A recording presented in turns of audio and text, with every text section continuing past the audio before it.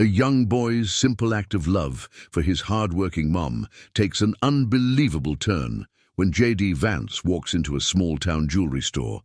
What happens next will leave you speechless and inspired.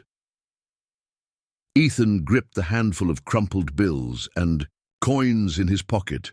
His heart raced with both excitement and nerves. For weeks, he'd been saving every spare dollar he could, mowing lawns, skipping after-school snacks, and even cashing in on a few favors from neighbors. Today was the day.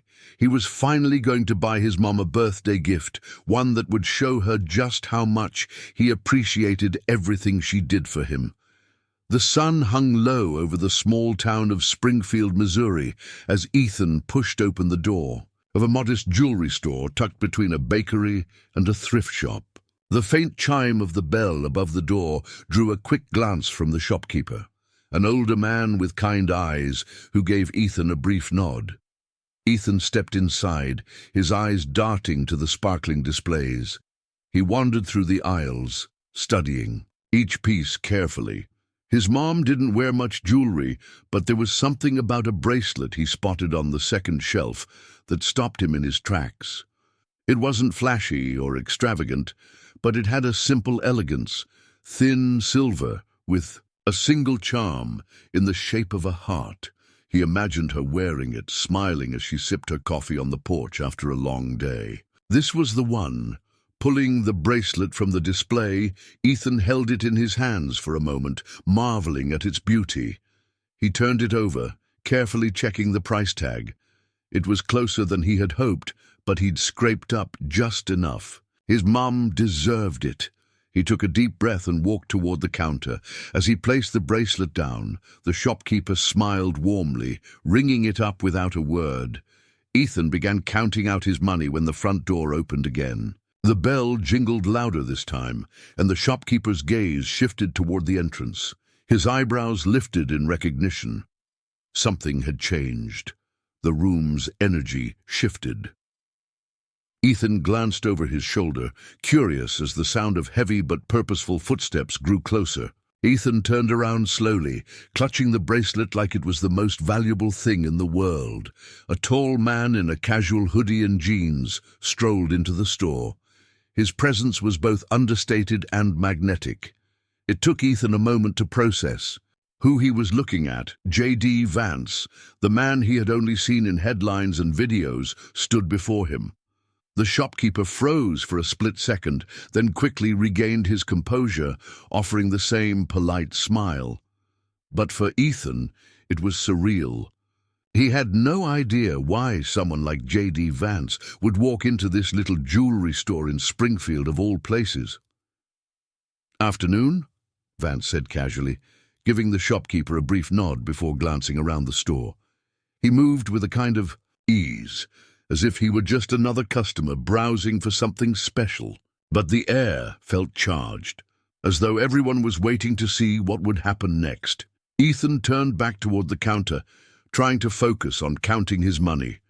His hands trembled slightly as he laid the bills out one by one. The shopkeeper seemed distracted, stealing glances at Vance while carefully tallying Ethan's cash. "Nice bracelet."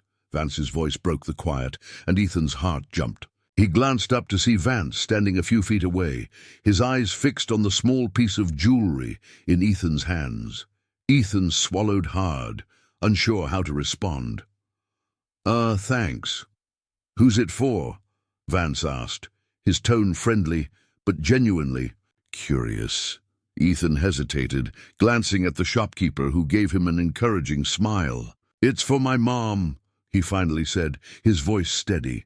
"Her birthday is tomorrow. She works really hard, and I wanted to get her something nice." Vance's expression softened.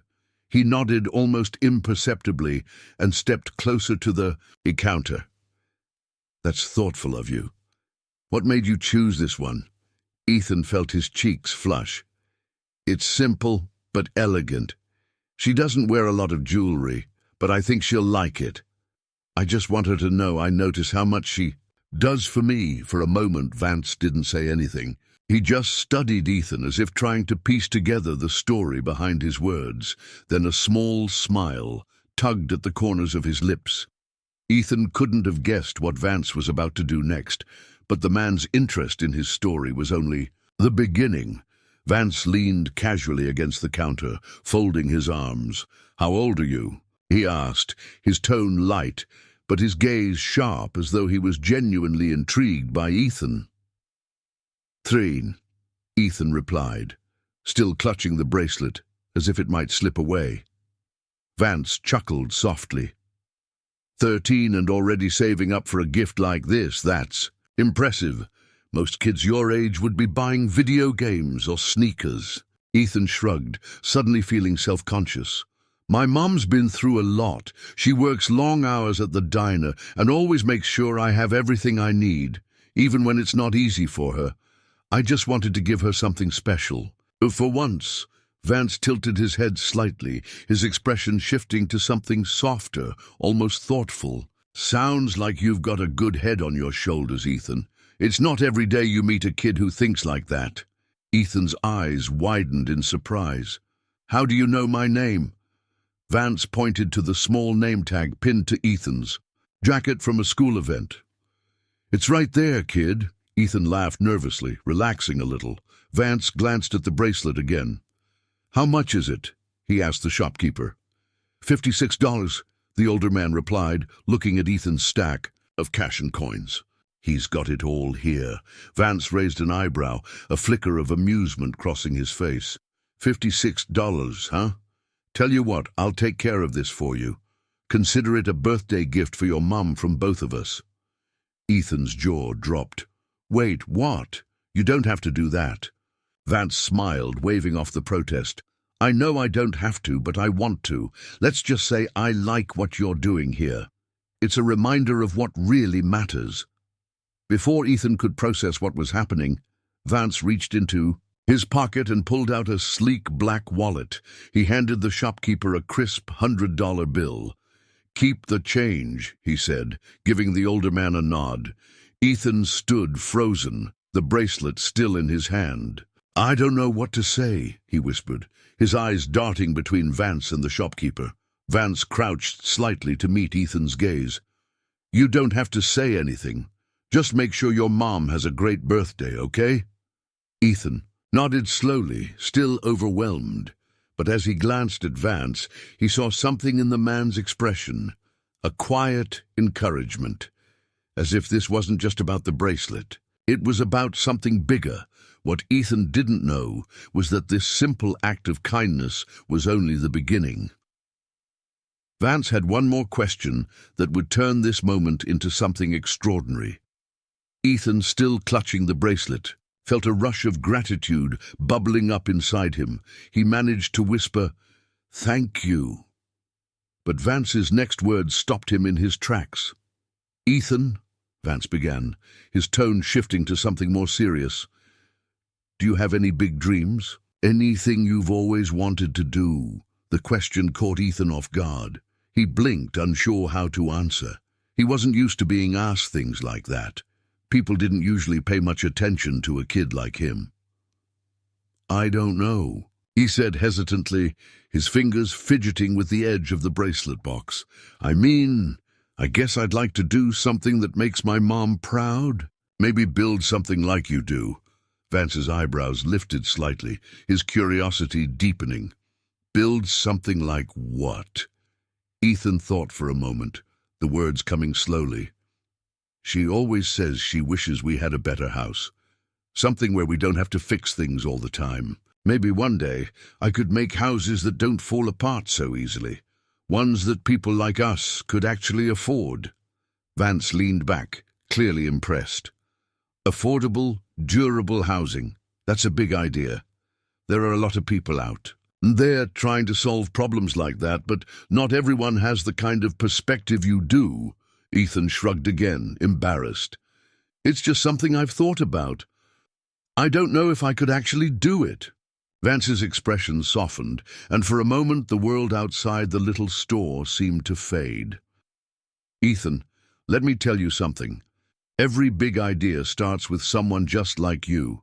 Someone who sees a problem and thinks, maybe I can fix that. It doesn't matter how small you start. What matters is that you care enough to try." Ethan stared at him, the words sinking in like a seed being planted. He'd never thought about it that way before. Could he really do something like that? Vance straightened up, his trademark confidence returning. "Let me tell you what. I'm going to help you get started. Consider it an investment in your future." Ethan's eyes widened. "What do you mean?" Vance pulled out his phone, tapping the screen for a few moments before looking back at Ethan. "Give me your mom's name and phone number. I want to make sure you two have what you need to dream a little bigger." The shopkeeper watched the scene unfold with quiet astonishment, his kind eyes darting between the boy and the influential figure. Ethan hesitated, then slowly gave Vance his mom's information, his voice barely above a whisper. "All right," Vance said, sliding his phone back into his pocket. "I'll be in touch. For now, go make her birthday unforgettable." Ethan had no idea what Vance was planning, but the spark of hope in his chest was undeniable. The world outside the store suddenly seemed full of possibilities. The next day, Ethan could barely contain his excitement as he handed his mum the small, carefully wrapped box. He had practiced what to say in his head a dozen times, but when the moment came, all he could manage was a simple, heartfelt, "Happy birthday, Mum." His mum, Maria, looked at the box in surprise. She wasn't used to getting gifts, especially something as thoughtful as this. As she opened the box and saw the silver bracelet, her eyes filled with tears. "Ethan, this is beautiful," she whispered, pulling him into a tight hug. "You didn't have to do this." "I wanted to," Ethan replied, his voice steady despite the lump in his throat. "You deserve it, Mom." Maria smiled, her fingers tracing the charm on the bracelet. She had no idea the gift was just the beginning. Later that evening, as they sat down for dinner in their small, cozy kitchen, Maria's phone buzzed on the counter. She glanced at the unfamiliar number and hesitated before answering. "Hello?" she said tentatively. "Hi, is this Maria?" a voice on the other end asked. It was confident yet kind, and for a moment Maria couldn't place it. "Hi, Maria," Vance chuckled lightly.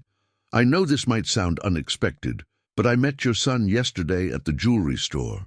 He told me about how hard you work and how much he admires you. I just wanted to say you've raised an incredible kid." Maria's hand flew to her chest, overwhelmed. "Thank you, that's very kind of you." "Well," Vance continued, "he also mentioned a dream of his, something about building better homes for families like yours. It's a pretty great idea, and I want to help him make it happen." Maria's mouth fell open, unable to form words. Ethan sat frozen, his fork halfway to his mouth. Vance continued undeterred by the stunned silence. "I've arranged for your rent to be covered for the next year, and starting next week, Ethan will have a mentor to help him explore his interest in design and engineering. If there's anything else you two need to make life a little easier, just let me know." Tears streamed down Maria's face as she struggled to process what she was hearing. I don't know what to say. This is unbelievable."